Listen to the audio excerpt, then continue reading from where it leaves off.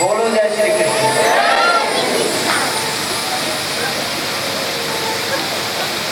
ध्रुव जी द्वादश अक्षर का मंत्र का जाप करते करते श्री धाम वृंदावन की ओर गए। वृंदावन के सजनों चार हैं, निधिवन, कामवन, वृंदावन, मधुवन। ध्रुव जी मधुवन में गए। गुरु जी ने एक शिक्षा दे दी, बेटा जब तुम तपस्या करने जाओगे कई प्रकार के सुख आएंगे, कई प्रकार के दुख भी आएंगे। डोलना मत, सुख आवे दुख आवे, कुछ मिले खाने को मिले मिले ना मिले, अपनी लगना नहीं छोड़ना।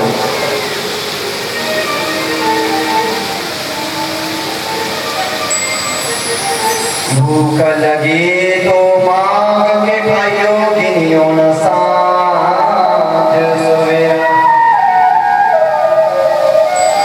अगर भूख लगे तो मांग के रोटी खा लेना, दिन मत गिनना कि इतना दिन हो गए तपस्या करते हुए। दिन मत गिनना, भूख लगे मांग लो।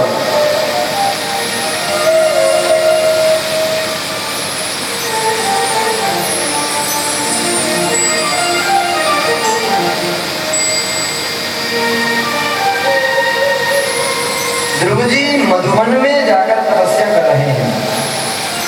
गुरु ने कहा जैसा समय आएगा वैसा व्यतीत कर ले। जिस वेश में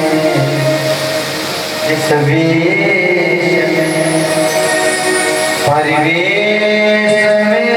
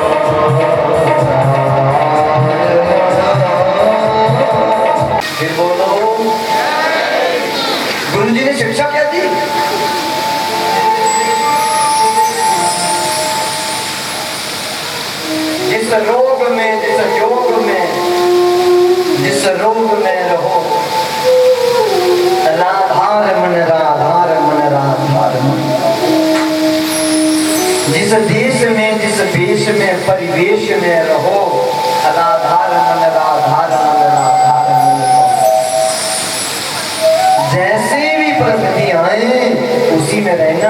और बेटा ईश्वर को नहीं भूलना।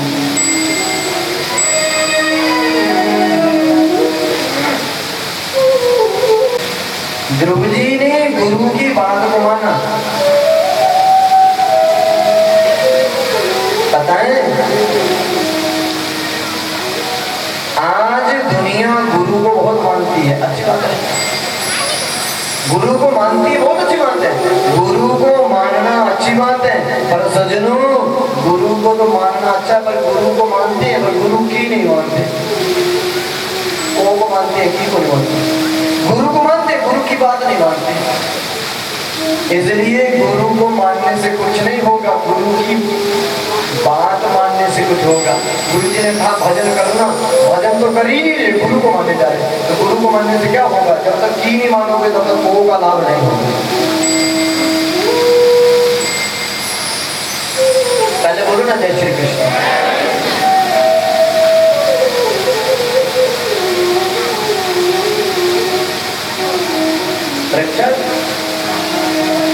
ध्रुव जी ने जाकर जंगल में मधुवन में जाकर तपस्या की।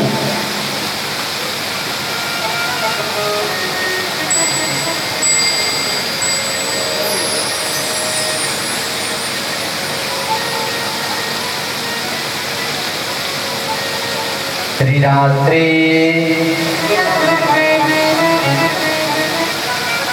त्रिरात्रे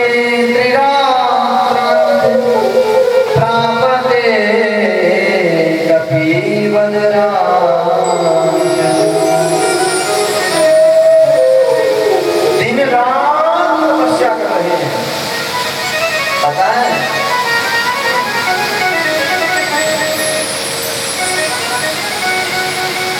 ध्रुव जी ने पहले महीने तपस्या की, मात्र फल खाकर। भगवान नहीं मिले। दूसरे महीने ध्रुव जी ने फल खाना छोड़ दिए, पत्ते खाए, भगवान तब भी नहीं मिले। तीसरे महीने पत्ते भी छोड़ दिए, भगवान तब भी नहीं मिले।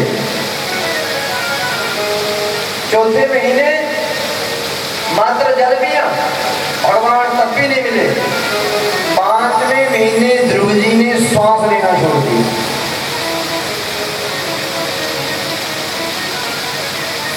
श्वास बंद करो, कुंभक में आ गए। सज्जनों जैसे ही ध्रुव जी ने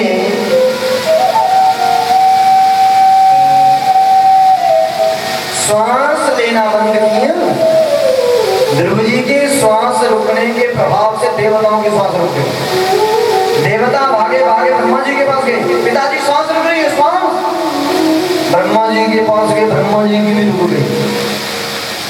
ब्रह्मा जी भागे, ब्रह्मा जी के प्रभाव से सारे ब्रह्मांड की श्वास रुक गई। ब्रह्मा जी दौड़े दौड़े नारायण के पास गए, प्रभु श्वास क्यों रुक रही है? नारायण ने कहा एक नन्हा सा बालक, उसने इतनी तपस्या की, श्वास रोक ली है, उसी के प्रभाव से सारे ब्रह्मांड की श्वास रुकी। ब्रह्मा जी ने कहा हमारा जल्दी चाहिए तो सबको मार जाएंगे। मेरे नारायण आए, नारायण ने आकर अपना शंख स्पर्श किया, ध्रुव जी की श्वास को ली।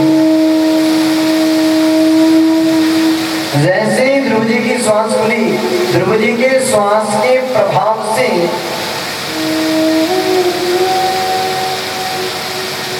ध्रुव जी के श्वास के प्रभाव से सारे ब्रह्मांड की श्वास रुकी। श्वास खुली, सबकी श्वास खुली। भगवान ध्रुव जी के बगल में खड़े हैं,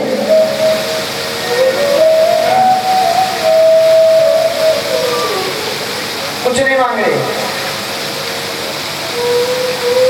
नारायण ध्रुव जी को देखते देखते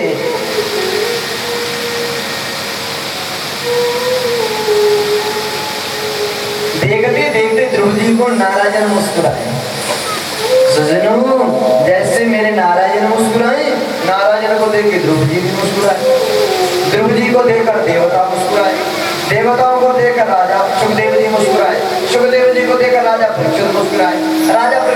देखकर साधु संत मुस्कुराए, साधुओं को देखकर सारे श्रोता मुस्कुराए, सब श्रोता को देखकर सारा ब्रह्मांड मुस्कुराया। पता ही नहीं प्रभुजा प्रभुजी को देखकर एक दूसरे को देख के मुस्कुरा रहे।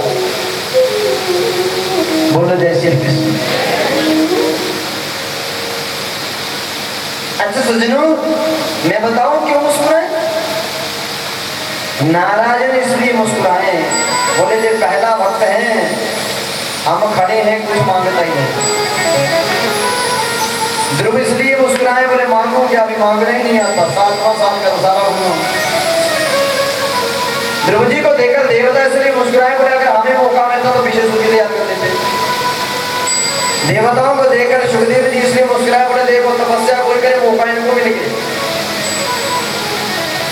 सुखदेव जी को देखकर राजा पृथ्वी इसके लिए मुस्कुराए, बोले वाह गुरुदेव, आपने कथा के बीच में हमको सुंदर जानकी के दर्शन करवाए, आप भी आंखें बंद करके दर्शन कर लो। ध्रुव जी के बगल में भगवान खड़े हैं। बोलो जय श्री कृष्ण। फिर बोलो, बोलो जय श्री कृष्ण।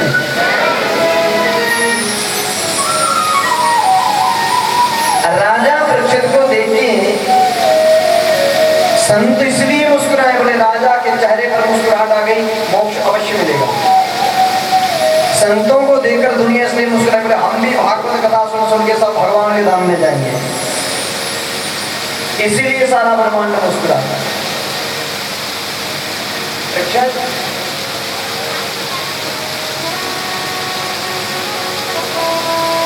नारायण ने ध्रुव जी से कहा आओ मेरे पास। ध्रुव जी को लेकर अपनी गोद में बिठाया,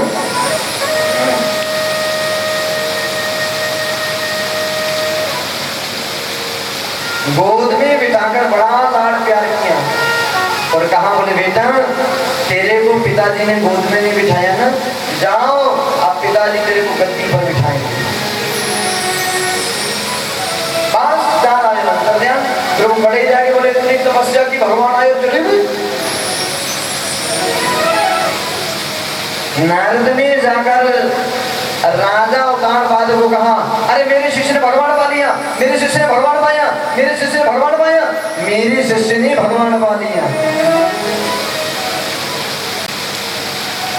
अगर शिष्य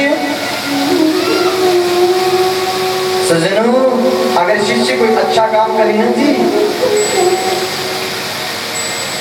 सबसे ज्यादा प्रसन्नता गुरु को ही होती है। सबसे ज्यादा प्रसन्नता गुरु जी को हुई। राजा उदानपाद अपनी दोनों पत्नियों को लेकर, अपने बेटे उत्तम को लेकर जंगल में पहुंचे।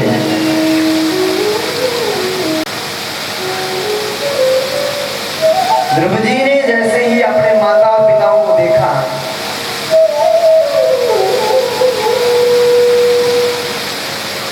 ध्रुव जी ने सबसे पहले प्रणाम अपने पिताजी को किया।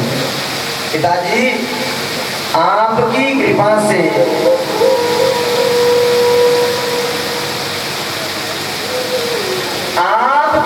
से आज मुझे भगवान मिले हैं।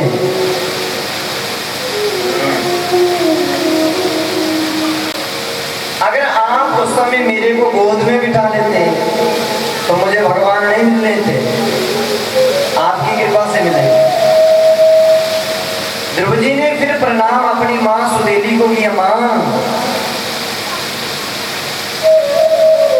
अगर आप उस समय मेरे को पिता की गोद में बैठने देते, मुझे भगवान नहीं मिलते थे, मुझे आपकी भी कृपा से भगवान मिले।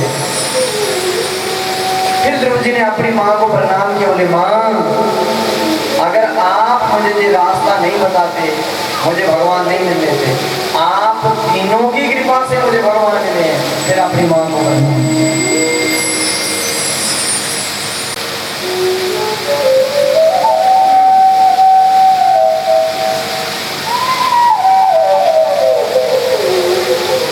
तो तीनों की कृपा से भगवान मिले हैं। राजा उदानपाद ने कहा, बोले बेटा तूने हमारा बड़ा नाम कर दिया, अब हम तुम्हें राजा बनाएंगे। राजा उदानपाद ने द्रौपदी को राजा बनाया, उत्तम को चरणों में छोड़ा, दोनों रानियों को लेकर जंगल में चले गए। द्रौपदी ने 36,000 वर्ष राज्य किया। कितना? 36,000 वर्ष राज्य। एक दिन द्रौपदी का भाई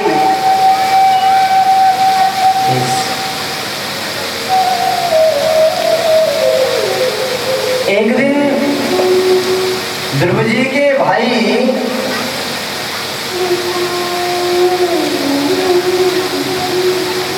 यक्षों से युद्ध करने के लिए चले गए।